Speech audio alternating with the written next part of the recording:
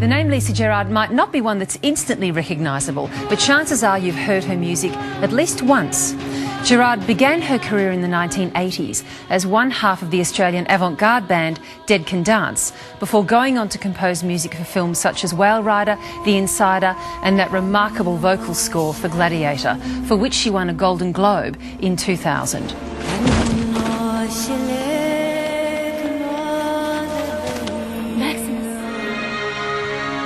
From the unlikely setting of her home in country Victoria, Lisa Gerrard composes scores for some of Hollywood's biggest names, and she's now one of Australia's most highly regarded artists.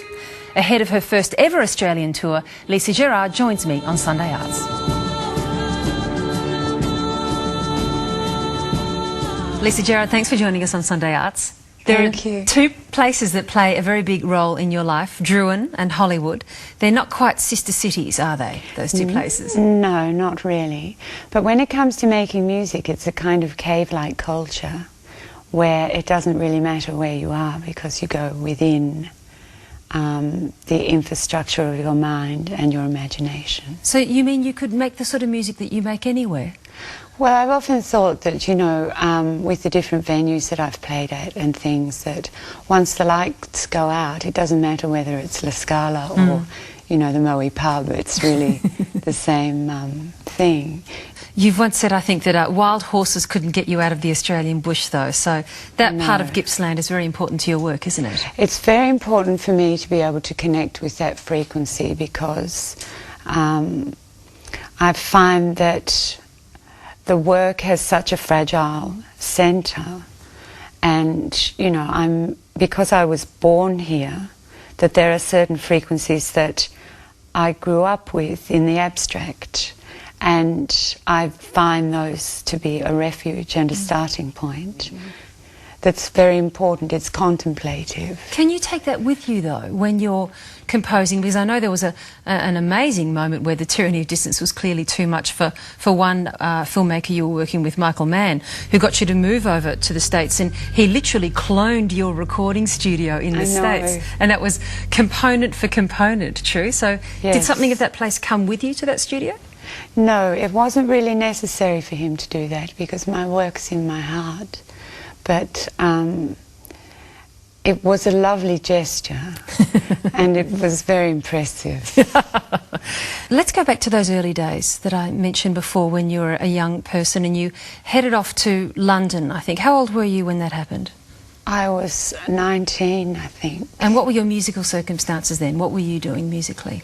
Well, I began playing in pubs when I was about 14, which I was punished and forced to join a light operatic society. Who punished you exactly? My parents were thought, well, if she's going to insist on doing music, we'll put her into the light operatic society. Oh, I'm sure it wasn't punishment, Lisa. It was. It was hell on earth. And I didn't know any of the words, and in fact my personal assistant now, I met then, he was on lights, he was the same age as me, and he was also being punished and he was sent there. So the light opera was not for you? Definitely not, no. We did Oklahoma, that killed musicals for me, I think, permanently. So did you literally do a runner from this sort of life? Well, I'm never connected with rational practicality when it comes to musicality. I can't see how the two things live together. But what sort of music were you doing in the pubs? Playing Yang Chin and piano accordion and singing.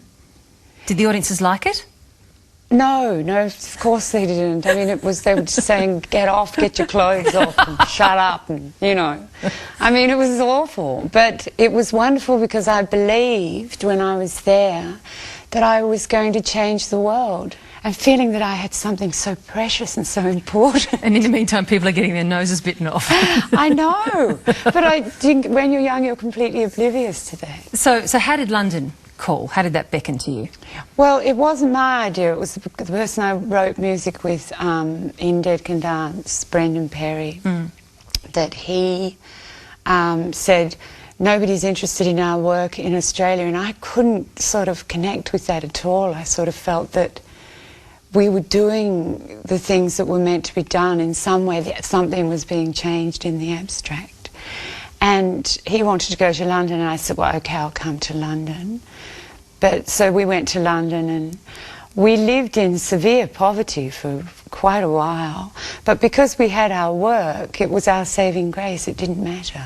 About that time, you said that because there was no money and therefore not much of a social life, it just turned you both right into the crucible of making music, of making that work. Exactly, and reading, because we both joined the local library, which had the most extraordinary collection of books, especially in the basement. Mm-hmm.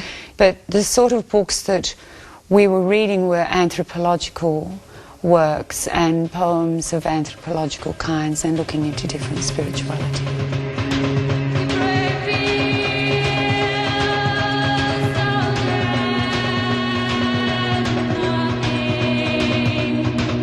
When you were living and working there and life was pretty hard financially, you found though, didn't you, that there was an audience for the kind of music you were doing with Dead Can Dance. What did you perceive about the appreciation of that time? What were people getting in your music, do you think? I was surprised when I got to London that I'd actually thought that the music that was happening in Melbourne was more innovative and interesting. Yeah, I was surprised that it wasn't as risky. See, that was the thing, that by having the pubs around Melbourne at that time when I was young, they had stages in them for music. Mm. And even though they may not have been romantic with the lights on, they provided a space for a poet. So I was surprised when I got to London that there was a kind of mob mentality within the art world, which I was surprised by. You sing in an interesting way in many cases where you use your own language. It's not a recognisable language, it's your vocal vocabulary, if you like. I wonder where that comes from. Does that come first, or is that a thought after the music itself? It comes directly from a response to the music, an automatic response. And each piece of music has its own language. Are you trying to avoid understandable speech for a reason? Does that get in the way of what you're trying to do musically? No, because sometimes English words turn up in my work and I don't sense them, I leave them there.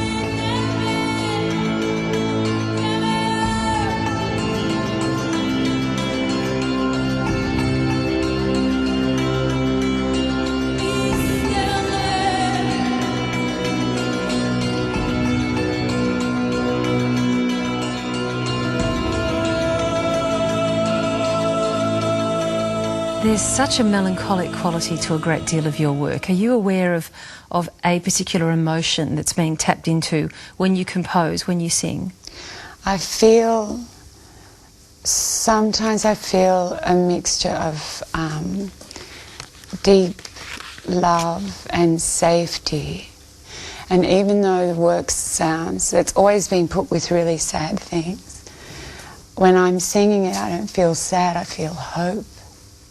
So then how do you balance that, this sublime state that you describe, with the harsh reality then of dealing with Hollywood, with the people of Hollywood, with the filmmakers, with perhaps even the actors and that entire industry? Do you find it difficult to reconcile those two parts of your working life? I have a great sense of humour. And well, that'd get you by. Yes, you have to have a really good sense of humour when you do this work. Do you have to also be hard and insistent when you need to be? I can't ever do that, ever. Because if I do that, without cutting you off, I risk losing the sensitivity that it takes for me to make my work. Surely as a musician, you must always be pushing against the changes, the corruptions, the compromises to your work. I don't make soup. I don't make soup. How do you avoid making soup? By staying in contact with my arrogant vision. You have to work then with directors who are going to respect that too. They work with me because of that.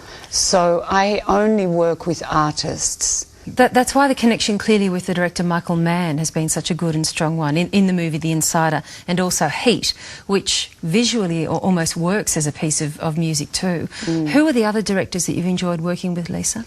Ridley Scott I really liked. On Gladiator? He's a real artist. In fact, if he wasn't doing movies, I'm sure he'd be doing masters, like big paintings. Yes, I can see that. You can see that, can't you? And I really liked working with Nikki Caro because... This was on Whale Rider. Yeah. Yes. She just stayed on the couch and with me in the studio, because I work very long hours when I do a film. And she'd sleep and wake up, and then she'd tell me, no, don't do that. Yes, do that. Or, you know, she was very... without any connection with any political hierarchy. I'm thinking of the film Baraka, for which you did the score, and there's astonishingly potent scenes in there. For example, the scavengers on the rubbish heaps trying to eke out a living, and then we see shots of homeless people on the street as well. Yes. When you have images that powerful, and laid with that is your voice, which is powerful but operating at a different emotional level, then that's potentially the two working together for almost anyone of any background and speaking any language to get. I wrote the piece of music that's used in Baraka in that particular area, in that sequence. It was amazing because I remember when Brendan and I were working on that particular piece of music, it was like being in contact with angels, rough angels, raw, and I felt that this is exactly where, if God is going to send His love, He's going to send His love to these places.